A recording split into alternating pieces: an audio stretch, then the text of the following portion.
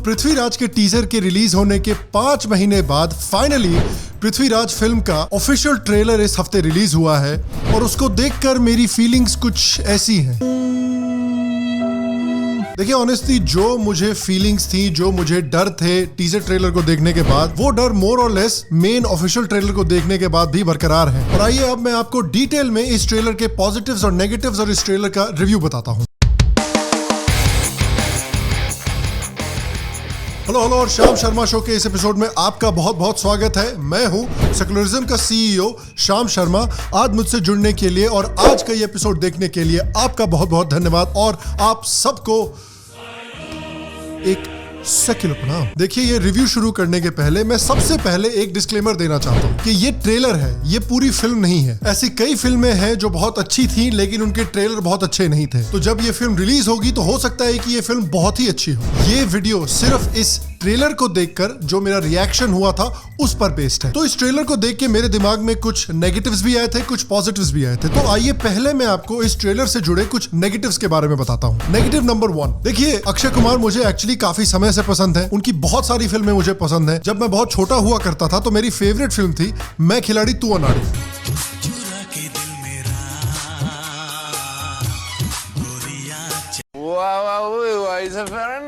और 2000s में जो उन्होंने कॉमेडी फिल्में रिलीज की है उसका भी मैं बहुत बड़ा फैन रहा हूं। इनफैक्ट 2010s के दशक में भी जो उन्होंने फिल्में बनाई हैं जैसे बेबी, जैसे पैडमैन, जैसे हॉलिडे, वो फिल्में भी अच्छी रही हैं। लेकिन मुझे ये फीलिंग आ रही है कि जब से अक्षय कुमार एक मेगा स्टार बने हैं तब से उनकी फिल्मों की तरफ जो उनका एटीट्यूड है वो थोड़ा सा बदल गया है। अब लगता है कि वो बेसिकली एक साल में मैक्सिमम नंबर ऑफ फिल्में बनाने का गिनीज वर्ल्ड रिकॉर्ड सेट करने की कोशिश कर रहे हैं।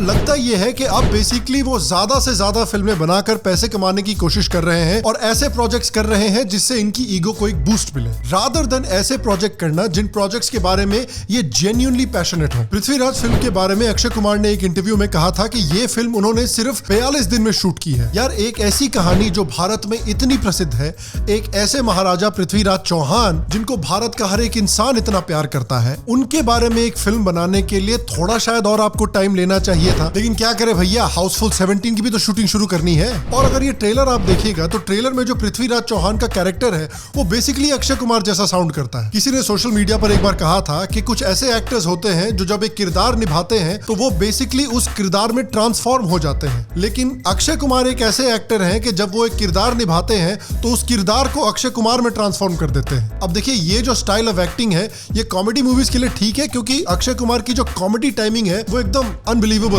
लेकिन अनफॉर्चुनेटली ये स्टाइल ड्रामेटिक रोल्स के लिए उतना काम नहीं कर पाता। इस ट्रेलर को देख के मेरे को थोड़ी सी अर्जुन कपूर वाली पानीपत वाली फीलिंग आ रही थी, जहां पर अर्जुन कपूर जी अर्जुन कपूर का रोल निभा रहे थे और उनकी एक्टिंग तो खैर क्या ही कहना उसके बारे में। देखिए इसको मैं तानाजी से कंपेयर करना चाहता हूँ। तानाजी फिल्म इतनी अच्छी इसलिए थी क्योंकि वो अजय देवगन के लिए एक पैशन प्रोजेक्ट था। अजय देवगन अगर चाहते तो बड़ी आसानी से शिवाजी महाराज के ऊपर एक फिल्म बनाते और खुद छत्रपति शिवाजी का रोल प्ले करते, लेकिन वो तान्हाजी मालुसरे का रोल प्ले करना चाहते थे क्योंकि उनको तान्हाजी मालुसरे की स्टोरी से प्यार था और इसलिए वो इस स्टोरी को बड़े पर्दे पर दिखाना चाहते थे। देखकर ये नहीं लगता कि अक्षय कुमार जो है वो इस स्टोरी के बारे में उतना पैशनेट है। Negative number 2, physicality. Akshay Kumar की फिजिकलिटी इस मूवी में सही नहीं लग रही है और इस फिजिकलिटी को और भी ज्यादा आप नोटिस करते हैं जब भी अक्षय कुमार सोनू सूद के साथ जो चंद्रप्रकाश का रोल निभा रहे हैं उनके साथ खड़े होते हैं। कसम से यार ये फोटो देख के वो राजपाल यादव वाली मीम की फीलिंग आती है। तो जब आप एक भारत के लिए इतने महत्वपूर्ण हिस्टोरिकल फिगर का रोल कर रहे हैं, उनके बारे में फिल्म बना रहे हैं, तो कम से कम इतनी मेहनत तो कीजिए कि फिजिकली आप एक योद्धा लगें। इस कैरेक्टर को देख के तो बस यही लगता है कि अक्षय कुमार के ऊपर नकली मूंछ चिपका दी है। मतलब ये क्या है भाई।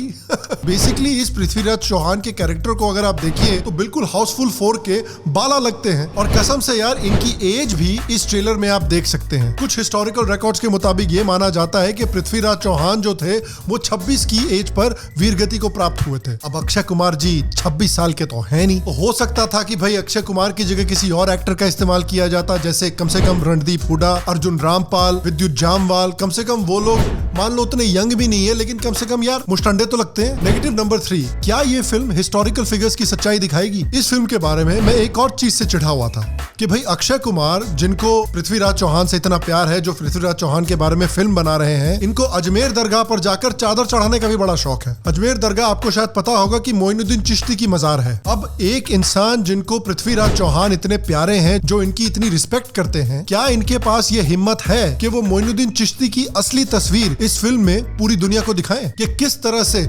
मोइनुद्दीन चिश्ती ने मोहम्मद घोरी को बुलाया था कि तू आ और इन काफिरों के ऊपर अटैक कर? क्या इनके पास ये हिम्मत है कि ये दिखाएं कि मोइनुद्दीन चिश्ती को हिंदुओं से और हिंदुइज्म से कितनी नफरत थी, कि मोइनुद्दीन चिश्ती और उनके फॉलोअर्स हिंदुओं के सामने गायों को मार के कबाब बनाया करते थे सिर्फ हिंदुओं की तौहीन करने के लिए, कि महाराज पृथ्वीराज चौहान की हार के बाद मोइनुद्दीन चिश्ती कितना खुश था कि इस्लाम की आर्मी ने पृथ्वीराज चौहान को हराया है। ये रियलिटी है मोइनुद्दीन चिश्ती की और कई सूफी संतों की। भैया अगर ये लोग संत हैं तो मैं भी ऋतिक रोशन हूं।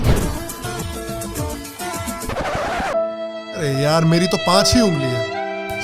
देखिए, बॉलीवुड मीडिया और हमारा जो एजुकेशन सिस्टम है वो अक्सर हमें हमारे हिस्टोरिकल फिगर्स के बारे में या तो झूठ बताता है या फिर तोड़ मरोड़ के अपने एजेंडा के हिसाब से कहानियां बताता है। और इसी वजह से मोइनुद्दीन चिश्ती की जो असली तस्वीर है वो हमसे छुपाई गई है। और यही ट्रीटमेंट वीर सावरकर के साथ भी किया गया है। उनके साथ तो मोइनुद्दीन चिश्ती का बिल्कुल उल्टा ट्रीटमेंट किया गया है कि भाई मीडिया और हमारे एजुकेशन सिस्टम ने दिखाया है कि वो तो कितने बड़े फैशिस्टवादी थे, हिंदू सुप्रीमेसिस्ट थे, एंटी मुस्लिम थे और कितने बड़े कायर थे। आज हमको पता है कि ये सारे इल्जाम झूठ हैं और इसलिए हम बॉलीवुड, मीडिया और एजुकेशन सिस्टम के बायस पर अपना भरोसा नहीं डाल सकते। कभी कभी हमें सच्चाई खुद ढूंढनी पड़ती है और अपनी खुद की रिसर्च करनी पड़ती है। और इसीलिए मैं बहुत खुश हूं कि इस वीडियो के लिए मैंने पार्टनरशिप की है कुकू एफएम के साथ। कुकू एफएम इंडिया का लीडिंग ऑडियो बुक प्लेटफॉर्म है जिस पर 1000 प्लस आवर्स का कंटेंट है। इनकी किताबों के 4.5 प्लस रेटिंग्स हैं और इनके पास नॉन फिक्शन कंटेंट की एक बहुत बड़ी लाइब्रेरी है। Kuku FM basically audio learning का इस्तेमाल करके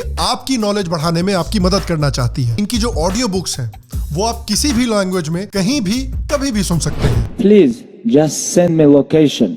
Send me location. Veer Savarkar की अगर बात चल ही रही है तो कुकू एफएम पर उनकी एक ऑडियो बुक मौजूद है जिसका नाम है the father of Hindutva, Veer Savarkar इन हिंदी, जो बेसिकली आपको वीर सावरकर की लाइफ, उनके एक्सपीरियंसेस और उनकी आइडियोलॉजी की पूरी कहानी बताती है ताकि आप वीर सावरकर की पूरी सोच और पूरी आइडियोलॉजी को जान सके। देखिए, मुझे पर्सनली ऑडियो बुक्स बहुत पसंद है क्योंकि मैं ऑडियो बुक्स को कहीं भी कभी भी सुन सकता हूँ, भले मैं वर्कआउट कर रहा हूँ या सिर्फ वर्क कर रहा हूँ। एक और टॉपिक जिसमें मुझे पर्सनली बहुत इंटरेस्ट है वो है योगा, मेडिटेशन और साइकेडेलिक्स, और किस तरह से साइकेडेलिक्स जो है वो आपको योगा और भारतीय मेडिटेशन के पीछे जो स्पिरिचुअलिटी है उसको समझने में मदद कर सकते हैं। और देखिए, मुझे बुक समरीज भी बहुत पसंद है जहां पर आपको बेसिकली एक पूरी लंबी चौड़ी किताब का जिस्ट यानी सार, निष्कर्ष एक 60 to 90 मिनट ऑडियो बुक में मिल जाता है। और कुकू एफएम इस तरह के बहुत सारी ऑडियो समरीज ऑफर करता है। तो अगर आपको भी मेरी तरह साइकेडेलिक्स में इंटरेस्ट है, साइकेडेलिक एक्सपीरियंसेस में इंटरेस्ट है,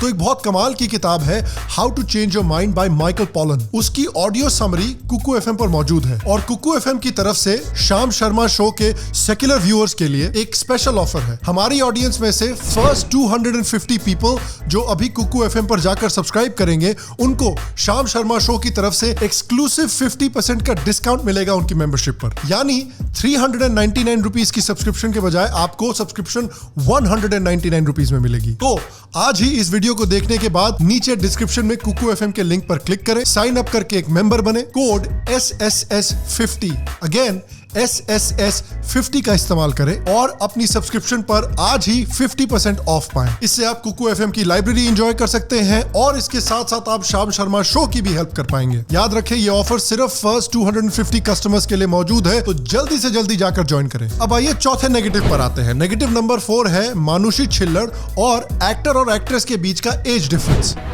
इश्क का यह दाग मैंने दिल पर नहीं माथे पर लगा लिया है, अब विधाता भी इसे नहीं मिटा पाएगा। इस फिल्म में इनकी एक्टिंग थोड़ी क्या ही बोले। अब देखिए, टू बी फेयर ये इनकी फर्स्ट फिल्म है। अब आप अपनी पहली ही फिल्म में कोई इरफान खान तो नहीं बन जाइएगा। और मुझे लगता है कि भारतीय हिस्ट्री में एक इतने बड़े कैरेक्टर का रोल इनको अपनी पहली ही फिल्म में देना थोड़ा सा अनफेयर है। मेरे हिसाब से इनको थोड़े छोटे और थोड़े इजियर रोल्स के साथ अपनी करियर की शुरुआत करनी चाहिए थी। और अगर इनके बीच की केमिस्ट्री की भी बात करें तो ये जो कहानी है वो दो यंग पीपल की कहानी के बारे में है। अब आप अक्षय कुमार और मानुषी छिल्लर के बीच का एज डिफरेंस देखिए, साला 30 साल का एज डिफरेंस है। इस रोमांस को तो देखकर शशि थरूर भी आज बहुत प्राउड फील कर रहे होंगे। तो यार, आप दो यंग लोगों की लव स्टोरी इतने बड़े एक्टर और एक्ट्रेस के बीच के एज गैप में कैसे दिखाइएगा। Negative number 4, action. इस ट्रेलर में अगर आप एक्शन भी देखिएगा तो काफी बॉलीवुडिया एक्शन है। मुझे वो उरी स्टाइल का एक्शन बहुत पसंद है, जिसमें कि थोड़ा रियलिस्टिक तरीके से एक्शन दिखाया जाए, रियलिस्टिक बैटल्स दिखाया जाए। आप इन बैटल सीन्स का एग्जाम्पल देखिए।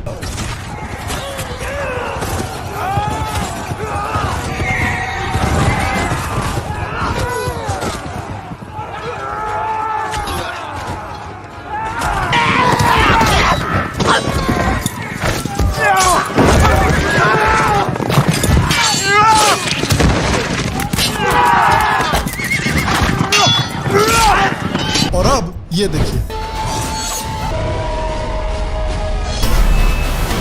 एक्शन कुछ ज्यादा नहीं हो गया? देखिए, मैं समझता हूँ कि एक्शन को थोड़ा सा स्टाइलाइज करने की जरूरत पड़ती है ताकि एक बड़ी ऑडियंस को रीच किया जा सके। लेकिन यार, हर एक्शन सीन को साला मैट्रिक्स बनाने की जरूरत थोड़ी है। लेकिन देखिए, अगर आपको लगता है कि ये साला कुछ ज्यादा ही नेगेटिव हो गया, तो सारी चीजें नेगेटिव नहीं है, कुछ पॉजिटिव्स भी हैं जो मैं आपको बताना चाहता हूँ। पॉजिटिव नंबर 1 कि भाई इस तरह की कहानियां अब फिल्मों में दिखाई जा रही हैं। कम से कम यशराज स्टूडियो जैसा एक major Bollywood studio Prithviraj Chauhan जैसे हिस्टोरिकल कैरेक्टर के ऊपर फिल्में बना रहा है। बड़े बड़े फिल्म स्टूडियो अब ये समझ रहे हैं कि भारत में एक ऐसा मार्केट डेवलप हो चुका है जो हमारे उन इंडियन हीरोज के ऊपर फिल्में देखना चाहता है जो बहुत बहादुरी से बाहरी घुसपैठियों से लड़े थे। Positive number 2, scale and investment. अगर आप इस ट्रेलर को देखेंगे तो इमीडिएटली आप ये चीज नोटिस करेंगे कि इस मूवी में सेट्स बड़े बड़े हैं, स्केल बहुत बड़ा है। तो क्लियरली इस मूवी में यशराज स्टूडियोज ने काफी पैसे इन्वेस्ट किए हैं। तो मैं इस फिल्म का स्केल और सेट्स देखने के लिए एक्चुअली काफी एक्साइटेड हूं। पॉजिटिव नंबर 3, मेरे लिए सबसे बड़ा पॉजिटिव और सबसे बड़ी होप इस फिल्म से है इस फिल्म के डायरेक्टर चंद्रप्रकाश द्विवेदी, जिन्होंने चाणक्य टीवी सीरीज को डायरेक्ट किया था और खुद चाणक्य का रोल भी प्ले किया था। चाणक्य सीरीज अगर आपने देखी नहीं है तो एक बहुत ही कमाल की टीवी सीरीज है, जिसमें कि चाणक्य के कैरेक्टर को काफी रिस्पेक्ट, काफी प्यार और काफी केयर दिया गया था। और मैं होप करता हूं कि यही प्यार, यही रिस्पेक्ट और यही केयर जो चंद्रप्रकाश द्विवेदी ने चाणक्य सीरीज को दिया था, वही पृथ्वीराज फिल्म में महाराजा पृथ्वीराज चौहान को भी दिया जा सके, ताकि ये फिल्म उरी और तान्हाजी जैसी हो और पानीपत जैसी ना हो। तो देखिए, ये है मेरे थॉट्स इस ट्रेलर पर। भले ही मुझे इस फिल्म को लेकर काफी डाउट्स हैं, लेकिन फिर भी मैं इस फिल्म को देखने के लिए बहुत एक्साइटेड हूं, क्योंकि मैं बहुत खुश हूं कि इस तरह की कहानियां और इस तरह के हमारे हीरोज मेन स्ट्रीम फिल्मों में दिखाए जा रहे हैं। और मैं बहुत आशा करता हूं कि ये फिल्म सक्सेसफुल हो, ताकि बॉलीवुड आगे जाते हुए भी इस तरह की बहुत सारी फिल्में बनाता रहे। और मैं आपसे पूछना चाहता हूं कि क्या आपने अभी तक ट्रेलर देखा है? आपको ये ट्रेलर कैसा लगा? प्लीज अपने ट्रेलर के बारे में जो थॉट्स हैं वो नीचे कमेंट सेक्शन में मुझे जरूर बताएं। बाकी अगर आपको आज का एपिसोड पसंद आया तो प्लीज आज के एपिसोड को एक लाइक दीजिए, एक थम्स अप दीजिए। कुकू एफएम पर जाकर शाम शर्मा शो को सपोर्ट जरूर कीजिए। अगर आप शाम शर्मा शो को सपोर्ट करना चाहते हैं तो सब्सक्राइब जरूर कीजिए, बेल आइकॉन को दबाना बिल्कुल नहीं भूलिए। पेट्रियन पर जाकर शाम शर्मा शो के एक पेट्रन भी जरूर बनिए। बाकी मैं आपसे अगले एपिसोड में मिलूंगा, तब तक स्वस्थ रहें, सुखी रहें, फिर मिलेंगे। और आप सबको एक सेक्युलर प्रणाम।